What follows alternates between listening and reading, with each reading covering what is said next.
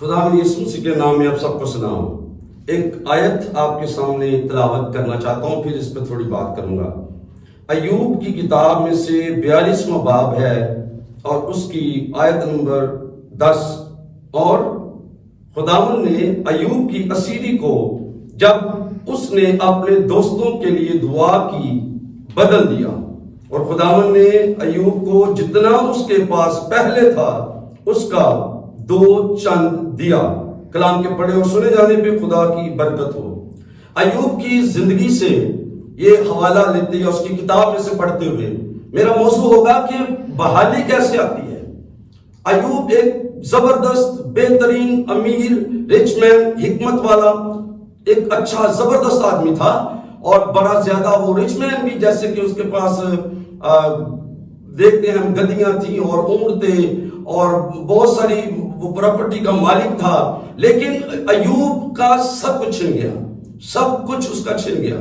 ایک ہی دن میں 4 بار اس کو بیڈ نیوزز آئیں، اور اس شخص نے اپنے کپڑے پھاڑے اور کہا کہ خداوند نے دیا تھا اور خداوند نے لے لیا ہے، خداوند کا نام مبارک ہو۔ بڑی زبردست چیز یہ ہے کہ ایماندار نقصان کے موقع پر بھی جب سب کچھ لٹ جائے، سب کچھ بکھر جائے، ختم ہو جائے، اس کے بعد بھی یہ کہیں کہ خداوند کا نام مبارک ہو، یہ بہت بڑی بات ہے۔ اب بحالی کیسے آئی اس کی زندگی میں؟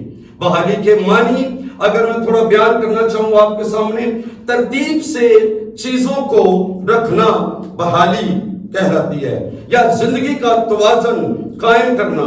گھر میں سلامتی ہو، اطمینان ہو، آشتی ہو، خوشحالی ہو، گم شدہ واپس آ جائے، گھر لوٹ آئے، بحالی ہے۔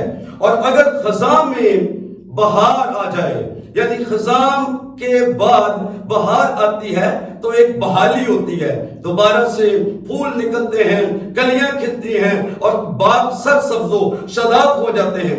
بکھری ہوئی چیزیں اگر اکٹھی ہو جائیں تو یہ بحالی ہے، مردہ زندہ ہو جائیں تو یہ بحالی ہے، اگر سانسیں پھر چلنا شروع ہو جائے یہ بحالی ہے۔ اب یاد رکھیے کہ ہر وہ شخص جو کسی طرح سے ناکام ہے، یا گرا ہوا ہے، یا گم گشتہ ہے، یا گمراہ ہو چکا ہے، یا خدا سے دور جا چکا ہے، خدا اس کو بحال کرنا چاہتا ہے۔ ابلیس کا ایک بہت بڑا خطرناک ویپن یہ ہے کہ وہ انسانوں کے دل میں ڈالتا ہے کہ خدا تیرے گناہوں کی وجہ سے تجھ سے نفرت کرتا ہے اور ہرگز وہ تجھے پسند نہیں کرے گا، اس لیے وہ چرچ سے دور ہے، خدمت سے دور ہے، دعاؤں سے دور ہے، خدا کے قریب آنا نہیں چاہتے ہیں۔ لیکن بلیو می، بائبل بتاتی ہے کہ خدا گنہگاروں سے پیار کرتا ہے، خدا گناہ سے نفرت کرتا ہے لیکن گنہگاروں سے نہیں۔ اس لیے شیطان کا یہ ہتھیار ہے کہ وہ گنہگاروں کو کر رہے ہیں، ان کو غلط گائیڈ کر رہے ہیں اور خدا کی حضوری سے اور دور لے جانا چاہتا ہے۔ خدا نے ہمیشہ بحالی کا کام کیا ہے۔ آپ جانتے ہیں آغاز میں بائبل مقدس پیدائش کی کتاب اس کا 1 باب اور 1، 2، 3 میں لکھا کہ ابتدا میں خدا نے زمین و آسمان کو پیدا کیا۔ خدا نے ابتدا میں زمین و آسمان کو پیدا کیا اور زمین ویران اور سنسان تھی۔ زندگی میں دیکھیں کہ ویرانی اور سنسانی آ جاتی ہے۔ اب زمین ویران اور سنسان تھی اور گہراؤں کے اوپر اندھیرا تھا، ڈارکنس۔ بالکل آج ایسی زندگیاں بھی ہوں گی، شاید سننے والوں میں سے کوئی کہے کہ میں ایسی زندگی گزار رہا ہوں جس میں ویرانی ہے اور سنسانی ہے، بلیسنگ نہیں ہے، برکت نہیں ہے، خوشحالی نہیں ہے، کوئی اطمینان نہیں ہے لائف میں، اور ہر طرف اندھیرے ہیں، نور نہیں ہے۔ میری دعا ہے خدا آپ کو انلائٹن کرے، آپ کو نور بخشے۔ جب اس نے کہا کہ روشنی ہو جا، آپ کی لائف میں بھی خدا روشنی کرے۔ خدا نے چیزوں کو بحال کیا اور زمین میں سے ہری گھاس اگائی، درخت اگائے، پھل پھول لگا دیے، فروٹ پیدا کر دیے اور زمین کو بہترین خوبصورت بنا دیا۔ ہر وہ زندگی جو ویران اور سنسان ہے، خدا کا پیغام یاد رکھیں، خدا کے دل کی خواہش یاد رکھیں، وہ آپ کو بحال کرنا چاہتا ہے۔ آدم اور حوا جب انہوں نے گناہ کیا تو وہ باغ عدن سے نکال دیے گئے، لیکن دیکھیے خدا کا دل، آج بھی خدا کا دل نرم تھا اور ان کے لیے کھلا ہوا تھا۔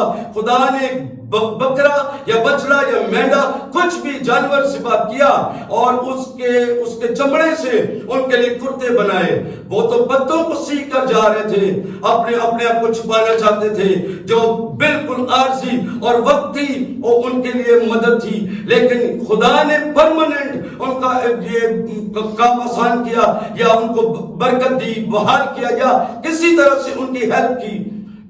ایسے کپڑے جو جلد ختم نہیں ہوں گے, چمڑے کے کرتے بنا کر خدا نے ان کو پہنائے. اور جب وہ وہاں سے نکلے تھے اس وقت بھی خدا کا دل ان کے ساتھ تھا.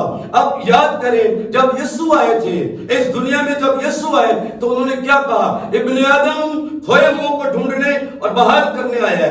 کن کھوئے منہ کو ڈھونڈنے؟ وہ جو باغی دن میں کھو گئے تھے ان کو ڈھونڈنے کے لیے یسوع آیا. یعنی خدا نے اپنے کھوئے ہوئے لوگوں کو بھولا نہیں ہے, بلکہ عین وقت پر جب وقت پورا ہو گیا خدا نے عورت سے یسوع مسیح کو پیدائش دی, اس دنیا میں وہ آئے اور آخرکار گنہگاروں کی نجات کے لیے صلیب پر مرے. رسولوں کو خداوند نے بحال کیا تھا.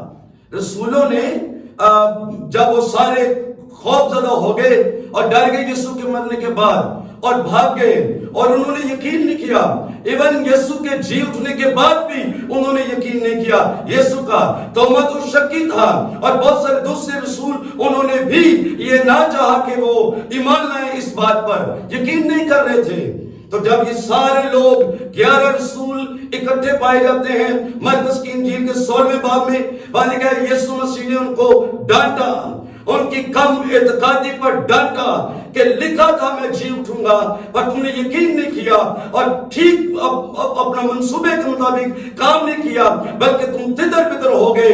کم اعتقاد لوگوں, ڈانٹا انہیں, لیکن انہی لوگوں کو دوبارہ پیار بھی کیا, انہی کو بحال کیا, انہی کو بھیجا, انہی کو کہا کہ جاؤ اور ساری دنیا میں انجیل کی منادی کرو. نئے لوگ نہیں خداوند نے ہائر کیے تھے, کوئی پڑھے لکھے نئے لوگ نہیں خداوند نے ہائر کیے, وہی پرانے اس کے رسول. اگر کہیں آپ سے مسٹیک ہوئی ہے خداوند آپ کو بھی بحال کرنا چاہتا ہے.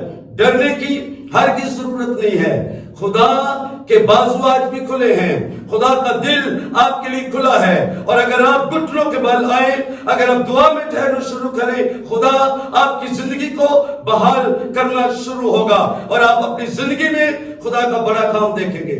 خداوند آپ کو اس کلام سے برکت دے. Thank you very much.